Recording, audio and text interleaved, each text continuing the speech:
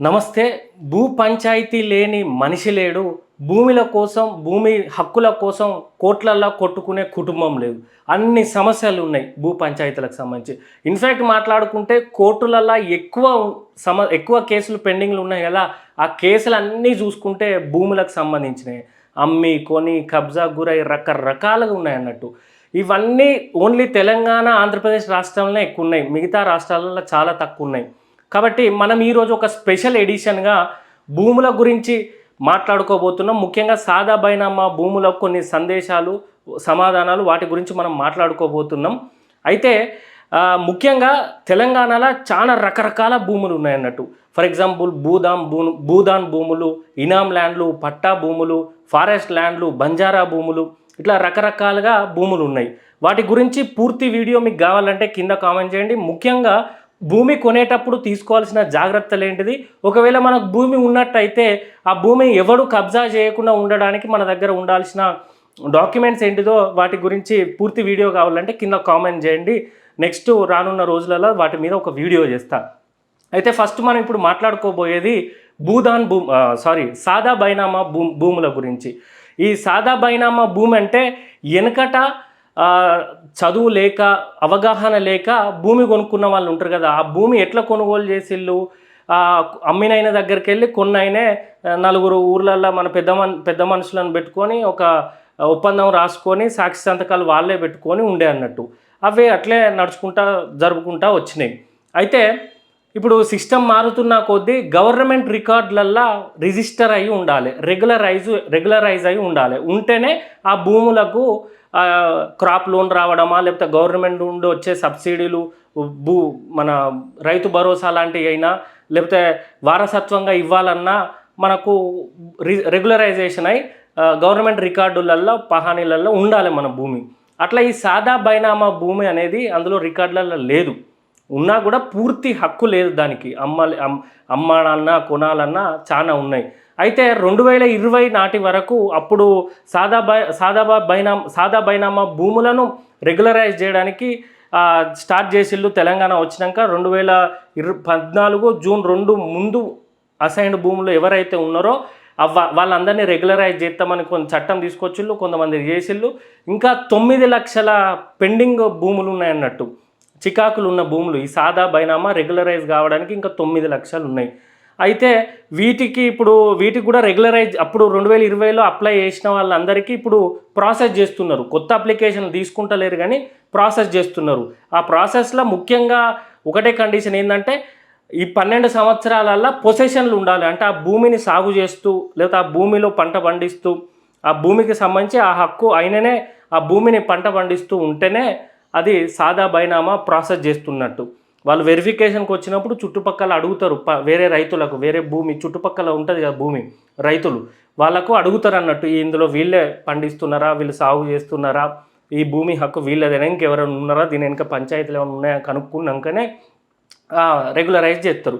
ప్రస్తుతం ఆ ప్రాసెస్ నడుస్తుందని ఇప్పుడు వార్తలు వస్తున్నాయి. ఇందులో భాగంగానే సాదా బైనామా భూముల గురించి కొన్ని సందేశాలు భూమి సునీల్ అని ఒక అడ్వకేటు, ఇతను ల్యాండ్కి సంబంధించిన నిపుణుడు అని చెప్పుకోవచ్చు. ఇతను మన ధరణి పోర్టల్ మీద కానీ ఇప్పుడు భూభారతి పోర్టల్కు ఈయన సేవలు అందించిన, అంటే ఈయన వాళ్ళ భాగస్వామి అయిందన్నట్టు ఈ చట్టం రావడం కోసం. ఆయనే దిశ వార్తాపత్రికకు ఇంటర్వ్యూ ఇచ్చిండు. అది మనం వీడియో రూపంలో మాట్లాడుకుంటున్నాం. అయితే ఈ ప్రతి ఊర్లో ఉన్న ఈ ముఖ్యంగా వరంగల్, నల్గొండకు సంబంధించి ఈ సాదా బైనామా భూముల గురించి చాలా ఇష్యూస్ ఉన్నాయి.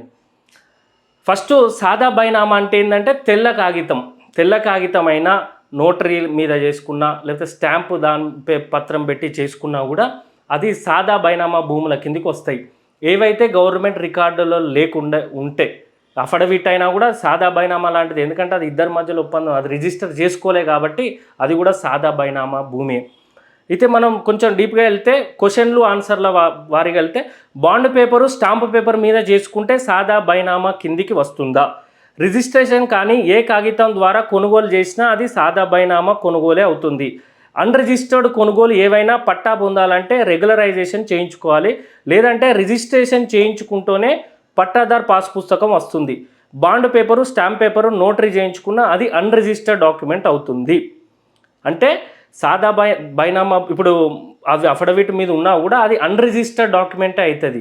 అది సాదా బైనామా భూమిని రిజిస్టర్ చేయించుకుంటేనే, రెగ్యులరైజ్ చేయించుకుంటానే అది ఏమంటారు మన గవర్నమెంట్ రికార్డులకు ఎక్కుతుంది. సాదా బైనామా కాగితం పోయింది ఎలా? సాదా బైనామాకు సంబంధించిన పేపర్, ఒరిజినల్ డాక్యుమెంట్ లేకపోతే ఇంకేం చేయలేము. అకార్డింగ్ టు CCLA నిబంధనల ప్రకారం అయితే కాగితం ఉంటేనే రెగ్యులరైజేషన్కి అవకాశం ఉన్నది. అది ఉంటే 13B సర్టిఫికేట్ ఇస్తారు. ఆ 13B సర్టిఫికేట్ ఉంటే సేల్ డీడు, రిజిస్టర్డ్ డాక్యుమెంట్కి ఉన్నంత విలువ ఉంటుంది. దాని ఆధారంగానే పట్టాదారు పాసు పుస్తకం జారీ అవుతుంది. మన సాదా బైనామా ఒరిజినల్ పేపర్ ఉంటుంది కదా, వెనకట రాసుకున్నది, ఆ పేపర్ లేకపోతే ఏం చేయలేము. ఇప్పుడు అప్లై చేసుకోవడానికి అవకాశం ఉందా? ఇప్పుడు అప్లై చేసుకోవడానికి అయితే అవకాశం లేదు. 2020 వరకు చేసుకున్న అప్లికేషన్స్ ఉంటాయి కదా, అప్పుడు చేసుకున్న అప్లికేషన్స్ ఇప్పుడు ప్రాసెస్ అవుతున్నాయి అన్నట్టు తెలంగాణ రాష్ట్రంలో. దరఖాస్తుతో పాటు ఏ ఆధారాలు సమర్పించాలి? ఇప్పుడు కొత్త ఆన్లైన్లో సమర్పించే అవకాశం లేదు. అయితే అధికారుల విచారణకు వచ్చినప్పుడు ఆధార్ కార్డు జిరాక్సు, సాదా బైనామా కాగితం, పహానీలో పేరు నమోదైతే ఆ కాపీ, భూమి కొనుగోలు చేసినట్లుగా, సాగు చేస్తున్నట్లుగా అంటే పొసెషన్లో ఉన్నట్టుగా ఏదైనా ఆధారాలు ఉంటే సమర్పించవచ్చు. అంటే ఆధారాలు అంటే బ్యాంకు నుండి లోన్ పొంది, లేకపోతే కోఆపరేటివ్ బ్యాంక్ నుంచి లోన్ పొందిన, కరెంట్ కనెక్షన్ ఉన్న, లేకపోతే దాంట్లో మనం బోర్ వేయించుతాం కదా, ఆ బోర్కు సంబంధించిన డాక్యుమెంట్ ఉన్నా కూడా దరఖాస్తు వాళ్ళు వచ్చినప్పుడు చూపిస్తే అవి రెగ్యులరైజ్ చేయడానికి ఈజీ అవుతుంది. ఇప్పుడు కొత్తగా మనం అయితే చేయలేము, అవకాశం లేదు. భూమిపై హక్కుల వివాదం ఉంటే రెగ్యులరైజ్ చేస్తారా? అంటే నీదా, నాదా, నా కుటుంబం, ఇప్పుడు నాకైనా అప్పుడు అమ్మిండు 20-25 ఏళ్ళ కింద అమ్మినప్పుడు అమ్మిన ఆయనకి 2 కొడుకులు ఉన్నారు. ఇప్పుడు ఆ కొడుకులు పెద్దగా పెద్ద అయినాక నీకు వస్తుందా నాకు వస్తుందా అని పెద్ద పంచాయతీ ఉంటుంది కదా, వాటికి అవకాశం లేదు. ఫస్ట్ అవి కోర్టులో తెలుసుకోవాలి. సివిల్ కోర్టులో పరిష్కరించుకున్నాకనే ఇది రెగ్యులరైజ్ అవుతుంది. ఇంకా అట్లా చూసుకుంటే చాలా సందేహాలు ఉన్నాయి. సాదా బైనామా ద్వారా పట్టా చేయాలంటే అమ్మిన వ్యక్తి, అతని వారసుల సమ్మతి అవసరం ఉందా? అమ్మిన వ్యక్తి యొక్క అవసరం లేదు. కాకపోతే చుట్టుపక్కల వచ్చి అడుగుతారు, వేరే రైతు చుట్టుపక్కల భూములు ఉంటాయి కదా, ఆ ఓనర్స్ను అడుగుతారు. ఆ అవకాశం లేదు. కొన్నట్టు ఈయన దగ్గర అఫిడవిట్ ఉంటే సరిపోతుంది. సాగుదారు కాలంలో పేరు నమోదు కాలేదు, పట్టా వస్తుందా? సాదా బైనామా ద్వారా కొనుగోలు చేసి ఇప్పటికే అప్లై చేసుకుంటే తాజాగా పరిష్కరించే ప్రక్రియ మొదలు పెడతారు. భూము కొనుగోలుదారుడి అనుభవంలో ఉండాలి, అంటే పొజిషన్లో ఉండాలి. సాగు చేస్తున్నట్లుగా తహసీల్దార్ విచారణ చేస్తారు. ఆ తర్వాత 13B సర్టిఫికేట్ జారీ చేస్తారు. మీరు ఆ భూమిలో ఉన్నట్టు, పొజిషన్లో ఉన్నట్టు, అంటే మీరు ఈ 12 ఏళ్ళ నుండి మీరు ఆ భూమిని పండిస్తున్నారు కాబట్టి, సాగు చేస్తున్నారు కాబట్టి తహసీల్దార్ వచ్చి చెక్ చేసుకొని 13B రిజిస్టర్ ఇస్తారు, 13B డాక్యుమెంట్ ఇస్తాడు. ఆ డాక్యుమెంట్ ఉంటే మనకు పూర్తయిపోతుంది, మనదే అన్నట్టుగా భూమి. అసైన్డ్ భూమిని సాదా బైనామా ద్వారా కొనుగోలు చేస్తే పట్టా అవుతుందా? ఇది ఏంటంటే అసైన్డ్ భూములు అంటే గవర్నమెంట్ కొన్ని వర్గాల ప్రజలకు, ఎస్టీ లంబాడ వర్గాల ప్రజలకు గవర్నమెంట్ భూములు ఇస్తుంది అన్నట్టు. అంటే వాళ్ళు డెవలప్ కావడం కోసం కొన్ని ఎకరాలు వాళ్ళకి ఇస్తుంది. ఏది అసైన్డ్ భూముల బదిలీ నిషేధ చట్టం 1977 ప్రకారము ఇస్తుంది అన్నట్టు. అయితే అందులో సెక్షన్ 3 ప్రకారం అసైన్డ్ భూముల అమ్మకం, కొనుగోలు చెల్లదు. ఎప్పుడైనా అసైన్డ్ భూములు అమ్మడం, కొనుక్కోవడం చెల్లదు. ఎలాంటి లావాదేవీలైనా చెల్లవు. తెల్ల కాగితమైన, రిజిస్టర్డ్ కాగితమైన పట్టా రాదు. అంతేకాకుండా చట్ట ప్రకారం అది జైలు శిక్ష. అసైన్డ్ భూములు ఎవరు కొనొద్దు. మీరు ఎప్పుడైనా భూమి కొనేటప్పుడు అది అసైన్డ్ భూమి తక్కువకు వస్తుంది అన్నా కూడా నోటరీ చేస్తే సరిపోతుంది, లాయర్ సంతకం సరిపోతుంది అంటే కుదరదు. అది అసైన్డ్ భూములు కొందరి కోసమే కేటాయించుంటే, కొన్ని వర్గాల ప్రజల కోసమే అవి చెల్లవన్నట్టు. షెడ్యూల్ లేదా గిరిజన ప్రాంతంలో సాదా బైనామా ద్వారా కొనుగోలు చేస్తే పట్టా వస్తుందా? షెడ్యూల్ ప్రాంతాల భూ బదలాయింపు చట్టం 1959 సెక్షన్ 3 ఆఫ్ 1A ప్రకారం షెడ్యూల్ లేదా ఏజెన్సీ ప్రాంతంలో గిరిజనులతో కూడిన సొసైటీ మాత్రమే కొనుగోలు చేయొచ్చు. గిరిజనేతరులు కొనుగోలు చేస్తే పట్టా రాదు. అంటే షెడ్యూల్ గిరిజనుల సంబంధించిన భూములు ఉంటాయి కదా, అవి ఆ గిరిజనులే కొనుక్కోవాలన్నట్టు. అంటే వాళ్ళ క్యాస్ట్కి సంబంధించి, వాళ్ళ కమ్యూనిటీకి సంబంధించిన వాళ్ళే కొనుక్కోవాలి. లేదా వాళ్ళు ఏమన్నా సొసైటీ ఏర్పాటు చేసుకుంటారు కదా, అలా అమ్ముకోవచ్చు, కొనుక్కోవచ్చు. కానీ గిరిజనేతరులు అంటే వేరే గిరిజనులు కాకుండా వేరే కులానికి, వేరే మతానికి సంబంధించిన ప్రజలు మతం కాదు సారీ, వేరే కులానికి సంబంధించిన వాళ్ళు ఎవరు ఆ భూములు కొనలేరు. గిరిజనాలు లేదా షెడ్యూల్డ్ కులాలకు సంబంధించిన భూములను కొనలేరు. సీలింగ్ భూమిని సాదా బైనామా ద్వారా కొనుగోలు చేస్తే పట్టా వస్తుందా? సీలింగ్ భూమి అంటే ప్రభుత్వ భూమి. ఏ విధంగా కొనుగోలు చేసినా పట్టా రాదు. ల్యాండ్ ఎంక్రోచ్మెంట్ యాక్ట్ 1905 ప్రకారం భూమిని ఆక్రమించుకోవడం నేరం. సీలింగ్ భూములు అంటే ఎవరి దగ్గరన్నా ఎక్కువ, ఒక మనిషికి ఉండాల్సిన భూముల కన్నా ఎక్కువ భూములు ఉన్నాయనుకో, దాన్ని గవర్నమెంట్ జప్తు చేస్తుంది. అది వేరే రకంగా ఎవరన్నా బ్రోకర్లు అమ్మినట్టు అమ్మితే ఎవరైనా కొంటే మాత్రం ఆ భూములు అవి ఆక్రమించుకున్నట్టే అయితే మళ్ళీ గవర్నమెంట్ తీసేసుకుంటుంది. సాదా బైనామా ద్వారా భూమి కొనుగోలు చేసిన భూమిని క్రమబద్ధీకరించుకోవడానికి ఎవరు అర్హులు? చిన్నకారు రైతులకు మాత్రమే చట్టం వర్తిస్తుంది. అంటే 5 ఎకరాల మెట్ట లేకపోతే 2 ఎకరాల 20 గుంటల మాగాని కంటే తక్కువ ఉండాలి. అయితే ఇది కొనుగోలు చేసిన నాటి లెక్క చూడాలి. కొనుగోలు చేసి 20-30 ఏళ్ళు అవుతున్న నేపథ్యంలో ప్రస్తుత విస్తీర్ణం చూడడం సమంజసం కాదు. ఈ విషయాన్ని గైడ్లైన్స్లో లేకపోయినా స్టాంప్ డ్యూటీ వస్తున్నందున ఔదార్యం చూపిస్తేనే బాగుంటుంది. లేదంటే ఇప్పటికిప్పుడు తిరస్కరించడం ద్వారా గ్రామాల్లో వివాదాలు పెరుగుతాయి. పైగా ఆ ల్యాండ్ని అమ్మిన వ్యక్తి స్వాధీనం చేసుకోలేరు.